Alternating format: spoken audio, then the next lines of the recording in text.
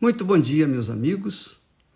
Deus os abençoe de forma abundante, de forma extraordinária, de forma que Ele, Deus, o Todo-Poderoso, o Deus de Abraão, de Isaque, o Deus de Jacó, Ele venha ser visto, sentido, através da sua vida.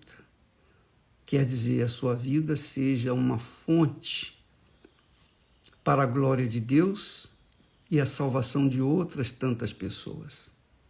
É o que nós queremos para vocês. Essa é a vontade de Deus para todos nós. O texto de hoje tem muito a ver com a história que eu vou contar para você. Ontem nós contamos a história da vaquinha, né? Você lembra? Do sábio e o seu discípulo. Hoje eu quero contar outra história.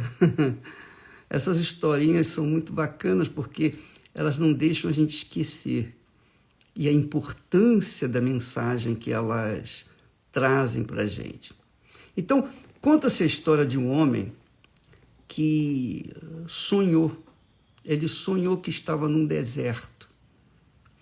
Mas um deserto assim, árido, completamente vazio de tudo e de todos. De forma que ele olhava para um lado, olhava para o outro, para o norte, para o sul, para o leste, oeste, etc., e não via nada, nada, absolutamente nada. Ele não tinha assim uma direção para seguir. Ele não sabia para onde ia. Ele não sabia onde era o norte, nem o sul, nem o leste, nem o oeste, ele não sabia de nada. Ele estava no meio do deserto sozinho. E ele queria chegar até a Nova Jerusalém, a cidade da felicidade eterna, que Jesus prometeu. Então, vendo a sua necessidade, o seu desejo de querer chegar à Nova Jerusalém, então um anjo lhe apareceu e perguntou-lhe: o que você quer? Para onde você está indo? Ele falou: eu estou perdido, estou completamente perdido, eu não sei para onde eu vou, mas uma coisa eu sei, eu quero chegar na cidade da felicidade, a Nova Jerusalém prometida pelo Senhor Jesus. Então o anjo fez-lhe aparecer uma cruz enorme e falou para ele: olha, você tome essa cruz e leve-a nessa direção, e apontou o dedo. Mas presta atenção, não olhe, não fique olhando nem para a direita nem para a esquerda. Não se desvie de jeito nenhum, vai num caminho reto, no caminho da retidão, da justiça, o caminho da luz. Você sabe que o caminho da luz é reto. A luz não faz curva. Então, ela segue num caminho de justiça. Por isso, Jesus é a luz do mundo. Então, eles, entendendo a proposta e querendo chegar na Nova Jerusalém, ele colocou a cruz no ombro e foi andando numa direção reta. E foi andando, parava, descansava, continuava andando. E chegou um dado momento que o diabo lhe apareceu. E o diabo lhe perguntou: vem cá, o que você está fazendo com essa cruz? E ele contou a história: olha, o anjo me apareceu e me deu essa cruz e mandou eu ir na linha reta para alcançar a Nova Jerusalém. E o diabo falou: mas peraí, você não precisa carregar essa cruz tão pesada. Ela está machucando seus ombros. Você pode até acelerar o seu passo e chegar mais rápido na cidade de Jerusalém. Quer dizer, o diabo sempre traz facilidades. Ele sempre oferece facilidades. É como os políticos fazem normalmente. Eles criam dificuldades para venderem as facilidades. Então o diabo apareceu com a facilidade.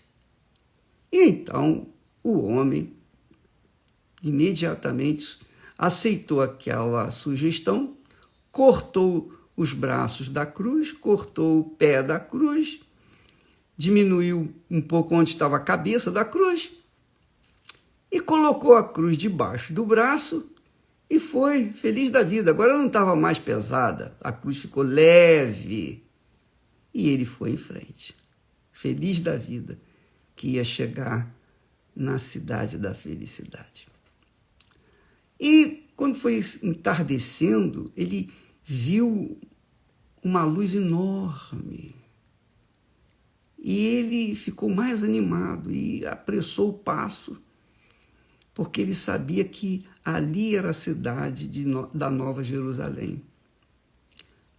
Porém, quando ele foi se aproximando da cidade, ele observou que havia um enorme precipício entre onde ele estava e a Nova Jerusalém.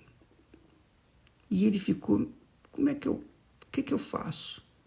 Olhou para um lado, olhou para o outro, não viu ponte. Então, o anjo lhe apareceu de novo e perguntou, o que houve? Ele falou, eu cheguei aqui, eu quero atravessar, mas eu não estou vendo ponte.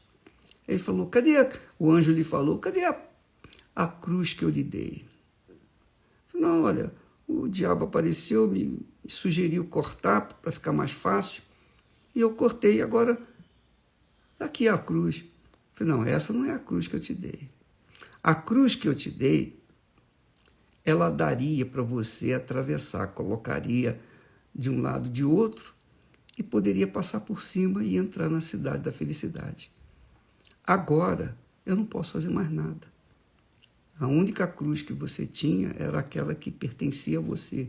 Você cortou a cruz, eu não posso fazer nada. Então, amiga e amigo, isso mostra que cada um tem que tomar a sua cruz.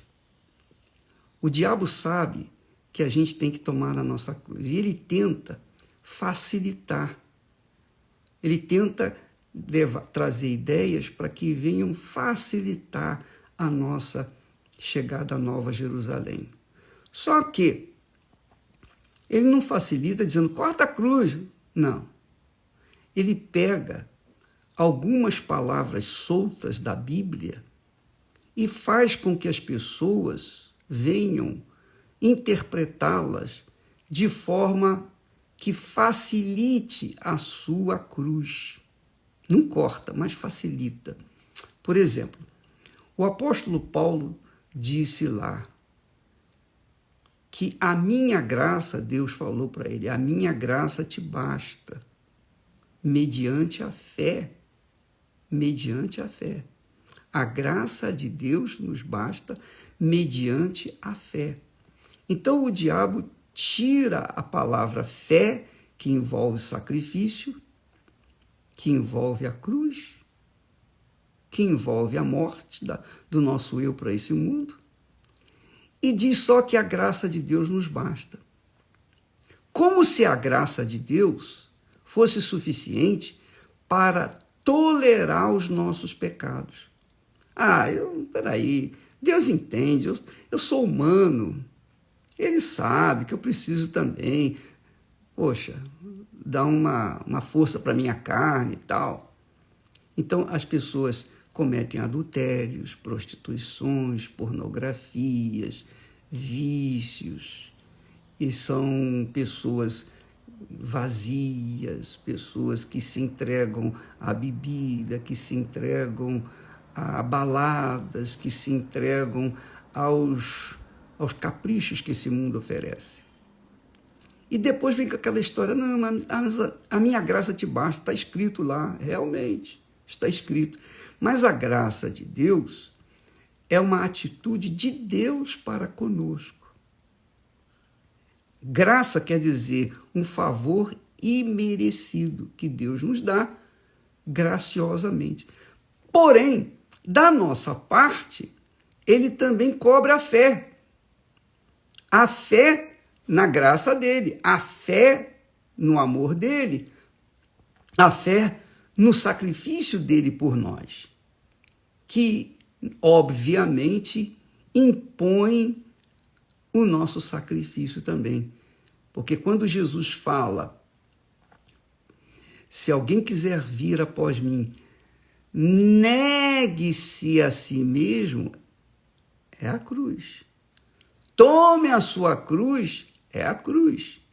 E siga-me, é a cruz. E cruz, meus amigos, é um símbolo da morte, é um símbolo de sacrifício, é um símbolo de você morrer para o mundo e viver em função da sua fé no Senhor Jesus. Então, você que me ouve nesse momento, que nos assiste, e que já ouviu muito falar, a minha graça te basta, a minha graça te basta, não vai nessa história não, porque essa história de que a minha graça te basta, você tem que entender o contexto.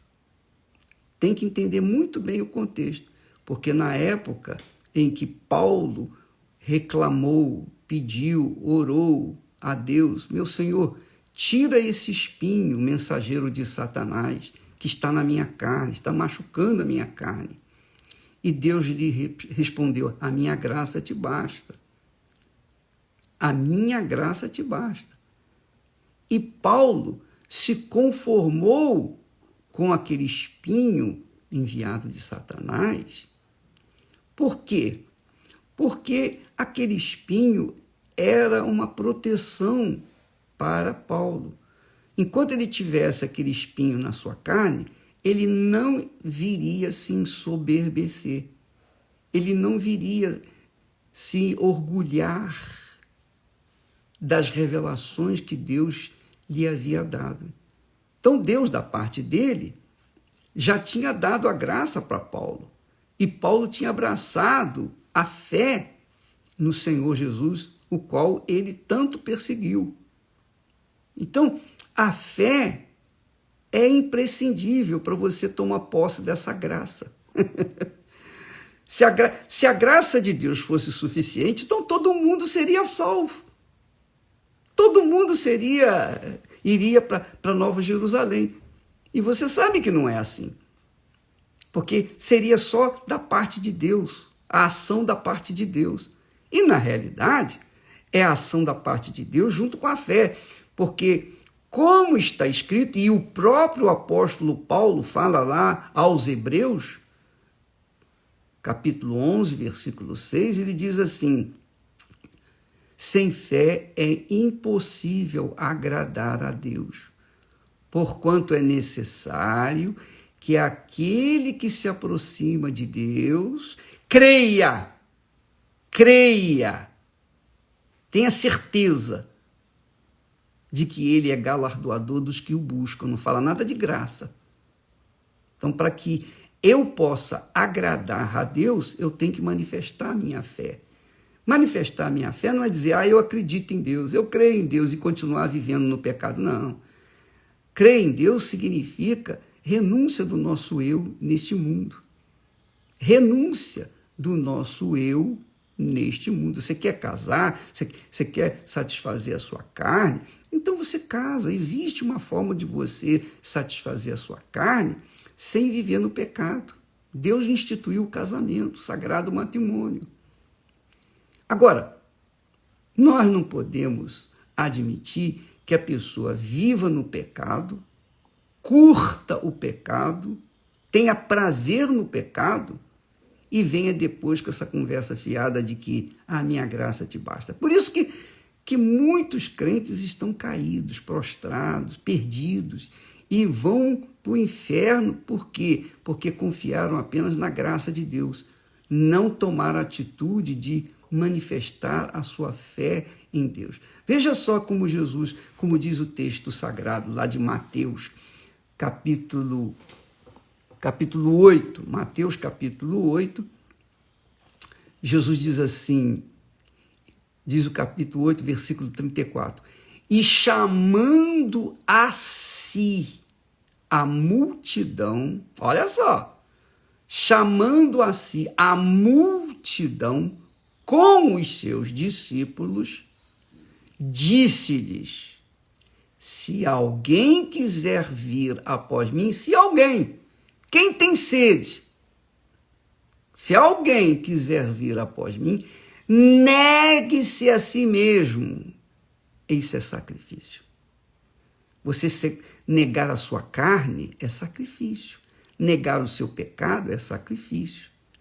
Negar a sua cruz pesada e cortá-la e ficar pequenininho, carregá-la no pescoço pendurado, é fácil, é mole. Jesus disse que se alguém quiser vir após mim, negue-se a si mesmo. Porque para você carregar a cruz de Jesus, que é a renúncia deste mundo, que é odiar este mundo, você primeiro tem que negar a si mesmo. Como é que eu vou tomar a cruz sem ter que negar a mim mesmo? Não é possível. Primeiro, negue-se a si mesmo, sacrifício. Tome a sua cruz e siga-me. E siga-me. Porque qualquer que quiser salvar a sua vida, perdê-la-á. Qualquer que perder a sua vida por amor de mim e do Evangelho, esse a salvará. Pois o que adianta o homem ganhar o mundo inteiro e perder a sua alma? Que adianta você gastar toda a sua juventude, toda a sua força, toda a sua virilidade, toda a sua beleza na luxúria, nos prazeres da carne? Mas um dia você vai ficar velho, viu? Você vai ficar igual eu. Você vai perder o cabelo, vai ter que fazer plásticas, etc. Enfim, você vai tentar maquiar a sua velhice, não vai ter jeito. Cada vez vai ficando mais murcho, vai ficar igual um maracujá de gaveta. E o pior de tudo, a sua alma vai para o inferno se você não seguir Jesus, não negar-se a si mesmo, não tomar a sua cruz e segui-lo dia após dia após dia. Por favor, minha amiga, meu amigo, essas igrejas, esses pastores, esses crentes que pregam a felicidade ou a salvação de qualquer maneira, eles estão enganando vocês. Eles estão se apoiando no pecado. Eles estão se esquecendo da palavra do próprio Senhor Jesus. Aqui não foi um profeta que falou, não, foi o próprio Deus quem falou. Se alguém quiser vir após mim, negue-se a si mesmo. Tome a sua cruz e siga-me. Então a gente tem que negar mesmo. E negar não é fácil, é sacrifício. A coisa mais difícil que tem é negar a nossa vontade. Você, para negar a si próprio, você tem que lutar contra si mesmo. É uma guerra. Mesmo crente, mesmo batizado com o Espírito Santo, todo dia a gente tem que negar a nossa carne, todo santo dia. E eu posso falar isso para você, que eu sirvo ao meu Senhor há 57 anos praticamente. Pense nisso. E cuide da sua alma, porque a sua alma é eterna.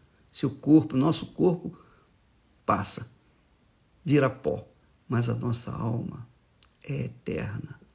Ou ela vai viver eternamente com Deus, ou eternamente no lago de fogo e enxofre, onde já estarão o inferno, a morte, a besta, Satanás estará lá. Vai estar tudo empacotado lá no lago de fogo e enxofre. Bem, mas isso é outro assunto. Fica aí a palavra de alerta para quem tem juízo, para quem tem ouvidos para ouvir e obedecer. Deus abençoe, abrindo seu entendimento, que a ficha venha cair e você compreenda e coloque em prática. Em nome do Senhor Jesus. Amém.